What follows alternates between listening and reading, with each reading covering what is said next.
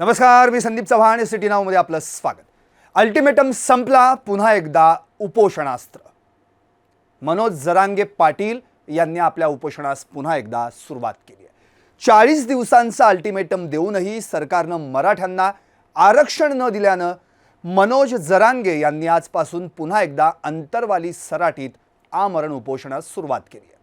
आज 41वा दिवस उजाडलाय, तरीही सरकारनं मराठा समाजाला आरक्षण दिलेलं नाही. गुन्हे मागे घेण्याच्या आश्वासनाची पूर्तता झालेली नाही. त्यामुळं सरकार मराठा समाजाची जाणून बुजून दिशाभूल करतंय असा याचा अर्थ निघत असल्याची टीका मनोज जरांगे यांनी केली आहे. कोणतेही वैद्यकीय उपचार आणि अन्न पाणी न घेता एकदम कडक उपोषण करणार असल्याचं सांगत हे उपोषण आता सरकारला पेलवणार नाही असंही जरांगे पाटलांनी म्हटलंय. कोणावरही अन्याय न करता, कुणाचंही काढून न घेता मराठा समाजाला टिकणारं आरक्षण हे सरकार देणार म्हणजे देणार. या एकनाथ शिंदेच्या शरीरामध्ये रक्ताचा शेवटचा थेंब असेपर्यंत या मराठा समाजासाठी लढणार. इतर कुणावरही अन्याय न करता, कारण हे सर्व आपले आहेत, सर्व समाज बांधव आपले आहेत.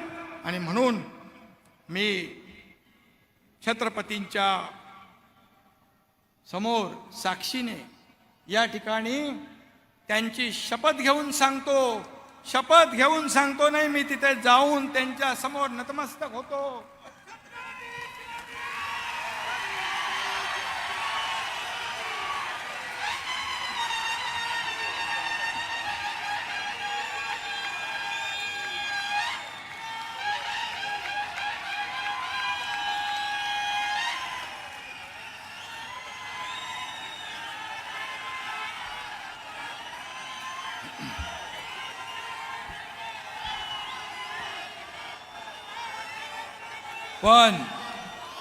पण आपल्याला मी सांगतो, मी आपल्याला विनंती करतो, मी आपल्याला आवाहन करतो, टोकाचं पाऊल उचलू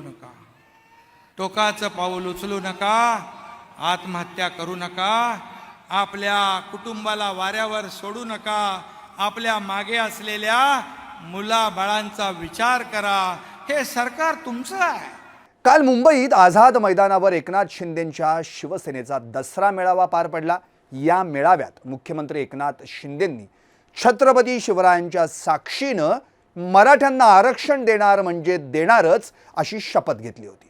यावर मनोज जरांगे पाटील यांनी आम्ही मुख्यमंत्र्यांनी घेतलेल्या या शपथेचा आदरच करतो, पण आजपासून माझं आमरण उपोषण सुरू झालंय आणि ते उपोषण या सरकारला पेलवणार नाही असा इशाराच त्यांनी देऊन टाकलाय.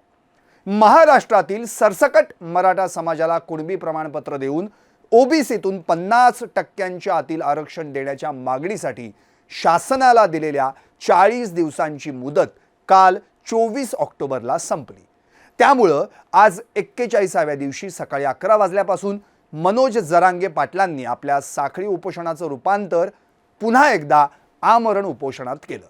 सत्ताधारी आणि विरोधी पक्षातील नेत्यांनी सांगितल्यानुसार आम्ही 40 दिवसांचा वेळ शासनाला दिला होता, परंतु 41 दिवसांनंतरही आरक्षण जाहीर झालं नाही. 2 दिवसांत गुन्हे मागे घेणे असो किंवा सभेवेळी झालेले शेतकऱ्यांचे नुकसान असो, त्यावरही शासनानं निर्णय घेतलेला नाही. आरक्षणासाठी आत्महत्या केलेल्या युवकांच्या कुटुंबियांना अद्याप शासकीय मदत देखील मिळालेली नाही. त्यामुळं आजपासून पुन्हा सुरू केलेल्या या उपोषणात आपण अन्न पाण्याचा त्याग करणार असून वैद्यकीय उपचारही घेणार नाही असं जरांगे पाटलांनी म्हटलंय. दरम्यान मंत्री गिरीश महाजन यांनी पुन्हा एकदा आज सकाळी मनोज जरांगे पाटील यांच्याशी मोबाईलद्वारे संवाद साधला आणि त्यांची समजूत काढण्याचा प्रयत्न केला. मराठा समाजाला टिकणारं आरक्षण मिळावं यासाठी शासनाचे प्रयत्न सुरू आहेत. दाखल गुन्हे मागे घेण्यासह इतर मागण्यांबाबतही शासन सकारात्मक आहे, परंतु आपण आमरण उपोषण करू नये अशी विनंती महाजनांनी केली होती. मात्र या चर्चेदरम्यान आपण जरांगे पाटील यांनी उपोषण सुरू करणार असल्याची भूमिका स्पष्ट केली आहे. काल 24 ऑक्टोबर रोजी चौंडीमध्ये झालेल्या धनगर समाजाच्या दसरा मेळाव्यात मनोज जरांगे पाटील यांनी सरकारला निर्वाणीचा इशारा दिला होता. आम्ही आमच्या भूमिकेवर ठाम आहोत. आम्ही आरक्षण घेतल्याशिवाय मागे हटणार नाही असं ते म्हणाले होते. धनगर समाजाला 3-3 आरक्षण आहेत तरी आम्हाला आरक्षण मिळालेलं नाही. धनगर समाजाला 3-3 आरक्षण आहेत तरी तुम्हाला आरक्षण मिळालेलं नाही. यावरून हे कळलं की आमची लढाई मोठी असणार आहे. पण मी ही लढाई सोडणार नाही. सरकारच्या छाताडावर बसणार पण आरक्षण घेणारच असा निर्धार त्यांनी या मेळाव्यात बोलून दाखवला. मराठा समाजाच्या आरक्षणाचा अभ्यास करण्यासाठी नेमण्यात आलेल्या समितीवरही जरांगे पाटलांनी टीकेची झोड उठवली. आमच्या आरक्षणाचा प्रश्न सोडवण्यासाठी ही जी नेमलेली समिती आहे ती हैदराबाद, छत्रपती संभाजीनगर आणि मुंबईचे दौरे करत असते. ही समिती नेमकी काय करतीये तेच कळत नाही. दरम्यान मराठा आरक्षणाच्या मुद्द्यावरून आजपासून महाराष्ट्रभरात साखळी उपोषणाला देखील सुरुवात झाली आहे.